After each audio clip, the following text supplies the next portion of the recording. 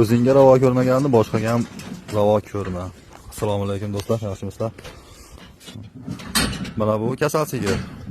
Qo'limdagi mana bu antibiotik. Endi mana shuni davolayapmiz. 3 kun, 5 kun davoladik, antibiotik berdik, lekin yaxshi bo'lmaydi ekan. Endi O'zbekiston sharoitida buni so'yib bog'chalarga yoki boshqa joylarga topshirib olinadi. Go'shtga yoki kalbasaga arzon pulga topshirib olinadi. Germaniya sharoitida etinni doktor chaqiramizda o'ldiramiz. O'ldirib turib, buni axlatga topshirib olinadi. Endi insof kimda endi bu? Aytmoqchi bo'lganim, bu antibiotik mana har bir doriga yozib qo'ygan. Es barikat deb qo'ygan, 12 kun go'shtini mumkin emas. Suti agar tuzalib ketadigan bo'lsa ham 5 kun sutini ichish kerak emas deyapti. Lekin O'zbekiston sharoitida 10 kunlab antibiotikni qildingiz, dermatit bo'lgan mollarga yoki boshqa mastit bo'lgan mollarga yeliniga bunaqani berdingizda sutini aholiga sotyapsiz. Lekin o'zingiz ichmaysiz. Go'shtidan misol uchun buni so'yatib, kimgadir beryapsiz. Bitta banizagami, o'zim 1 kilo olib qolay, bolalarimga yediray demaysizlar, to'g'rimi? Lekin Germaniya sharoitida buni axlatga topshirib olamiz. O'ldirib turib maxsus. Mana misol uchun bu ham davolanyapti, lekin tuzalmaydi. Tuzalmagandan keyin buni o'ldiramizda topshirib olamiz. Sababi mana bunday antibiotik bor tarkibida.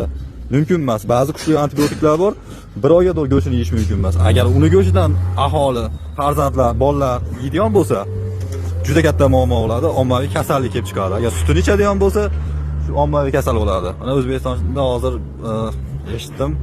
Nimaga bu videoni qilyapman? Shu bog'chada bolalar zaharlandi. U sutdan yo go'shtdan, shu sut mahsulotidan nima qilgan? Antibiotikni bergan, yelindan deb turib, shu 10 kunligini kutmagan, 5 kunligini kutmagan, to'y borish ko'ziga qiymagan isrof bo'ladi deb buni ham halollab qo'yadi-da, go'shtga topshiradi yoki sutini aholiga sotadi, aholi zaharlanib o'lyapti yoki nogiron bo'lyapti. Bu insofdan emas. Ya nemislar insofsizmi yoki O'zbekistondagilar?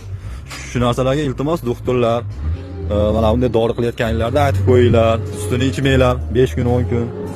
Agar tuzalmasa halollab qo'yadi deb so'yib turib go'shtini topshirmanglar. Anaqalarga, banisalarga yoki bog'chalarga yoki aholiga iltimos. Qo'ldan kelgancha buni har xil yurtlarga tarqatib olinglar, bilsin, shu antibiotik bor, tarkibida antibiotik bor dorilarni foydalanmasin sutidan ham, go'shtidan ham. Mumkin emas, iltimos. Bo'lmasa bunaqangi ommaviy 200 ta, 100 ta, 2000 talab aholi zaharlanadi. Bu o'zimizning kelajak bolalar.